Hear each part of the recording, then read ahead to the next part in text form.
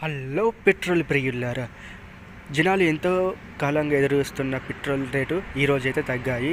అయితే ఈరోజు మా జియో బంకులు 117.67 ఉండే పెట్రోల్ ధర 115.67కు తగ్గింది. అంటే ₹2 అయితే తగ్గింది.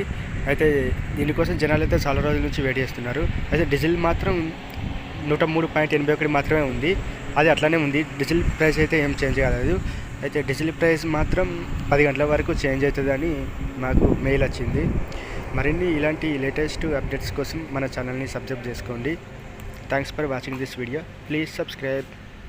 మళ్ళీ ఇంకా ఈ ధర ఇంకా తగ్గుతూనే ఉంటుంది.